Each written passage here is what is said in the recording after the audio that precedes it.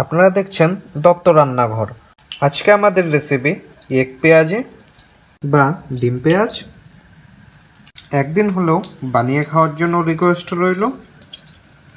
ভিডিওটি যদি ভালো লেগে থাকে তবে একটি সাবস্ক্রাইব ও আরেকটি ফলো করার জন্য অনুরোধ রইল। 4টে মিডিয়াম সাইজের পেঁয়াজকে একদম পাতলা পাতলা করে কুচিয়ে নিয়েছি। সামান্য একটু নুন দিয়ে পেঁয়াজগুলোকে ভালো করে মেখে নেব। এতে কি হবে, পেঁয়াজগুলো একদম পুরোপুরিভাবে নরম হয়ে যাবে। এবারে পেঁয়াজগুলোকে ঢেকে রাখবো মিনিমাম 30 মিনিট। 30 মিনিট পর দেখুন পেঁয়াজগুলো কত সুন্দর নরম হয়ে গেছে। এদিকেও দেখুন পেঁয়াজগুলো থেকে কত জল ছেড়েছে। এবার পেঁয়াজগুলোকে ভালো করে নিগড়ে অন্য একটি পাত্রে ট্রান্সফার করে নিতে হবে। পেঁয়াজগুলোর সাথে দিয়ে দিচ্ছি 1 কাপ বেসন। ওজন হিসেবে বলতে গেলে 50 গ্রাম। ঝালের জন্য দিয়ে দিচ্ছি কাঁচা লঙ্কা কুচি। আপনারা যে যেরকম ঝাল খেতে পছন্দ করেন সে বুঝে ঝাল ব্যবহার করবেন। কালারের জন্য দিয়ে দিচ্ছি 1/2 চা চামচ কাশ্মীরি লঙ্কার গুঁড়ো। এবারে এই রেসিপিটির টেস্ট ও সেন্টটিকে বাড়িয়ে নেওয়ার জন্য দিয়ে দিতে হবে কিছু বেসিক মশলা। সর্বপ্রথম দিয়ে দিতে হবে 1 চা চামচ ভাজা জিরের গুঁড়ো। এরপর দিয়ে দিন 1 চা চামচ চাট মশলা, 1 চা চামচ ম্যাগি মশলা আর 1 চা চামচ গরম মশলা। এবারে দিয়ে দিন পরিমাণ মতো নুন। আচ্ছা, এখানে নুনটি খুব সামান্য পরিমাণে ব্যবহার করবেন, যেহেতু পেঁয়াজগুলোকে আগে থেকে নুন দিয়ে মাখিয়ে নেওয়া হয়েছিল।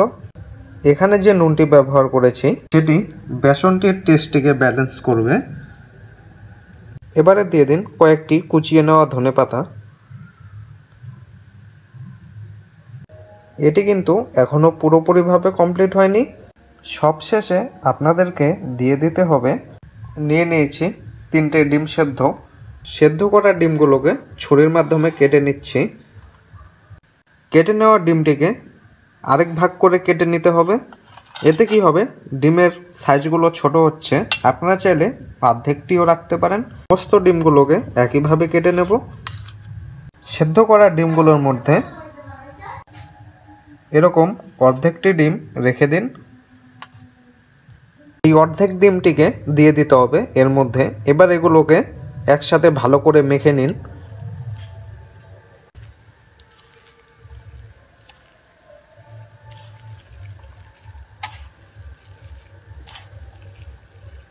এদিকে দেখুন মাখাটিতে কিন্তু কোনো রকম জল ব্যবহার করা হয়নি।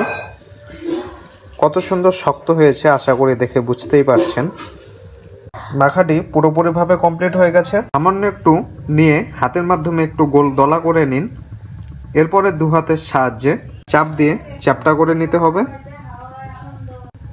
এরকম গোল করে নিয়ে 1 টুকরো ডিমকে বসিয়ে দিন ওপরে। এবার আরেকটু দলা নিয়ে ডিমগুলোকে ভালো করে আটকে দিন, যাতে ডিমটি দেখা না যায়। ঠিক আমরা যেভাবে করছি।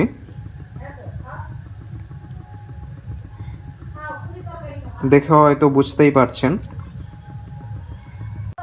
একইভাবে প্রত্যেকটি ডিমকে বানিয়ে নেব। চপগুলোকে ভেজে নেওয়ার জন্য উনানে বসিয়ে দিয়েছি কড়াই। ততক্ষণ পর্যন্ত ওয়েট করতে হবে যতক্ষণ না পর্যন্ত কড়াইটি পুরোপুরিভাবে গরম হচ্ছে। কড়াইটি গরম হয়ে গেছে। এবারে দিয়ে দেব সর্ষের তেল। আচ্ছা, আপনারা চাইলে কিন্তু সাদা তেলেও করে নিতে পারেন, বাট সর্ষের তেলে ভাজলে দেখবেন চপের টেস্টটি দ্বিগুণ বেড়ে যাবে। গ্যাসের স্টিমটি লো রেখে একে একে চপগুলোকে ছাড়বো। এখানে খেয়াল রাখবেন তেলটি যাতে বেশি হিট না হয়। চপগুলোকে তেলের মধ্যে দিয়ে মিনিমাম 1 থেকে 1.5 মিনিট কোনো রকম উল্টাউল্টি করবেন না। 1.5 মিনিট পর চপগুলোকে উল্টে নিন। দেখুন 1.5 মিনিটের মধ্যেই কিন্তু এক পাশ কত সুন্দরভাবে হয়ে গেছে। এবারে চপটিকে উল্টিয়ে দেখাচ্ছি। দেখে নিন 1.5 মিনিটের মধ্যে কিন্তু অপর পাশটিও কত সুন্দর করে হয়ে গেছে। এবারে চপগুলোকে নামিয়ে নেব। একই প্রসেসে প্রত্যেকটি চপকে ভেজে নেব। এক একটি চপ ভাজতে মোট টাইম লাগবে 3 মিনিট। দেখা হচ্ছে অন্য কোনো দিন অন্য কিছু নিয়ে। ভালো থাকবেন, সুস্থ থাকবেন।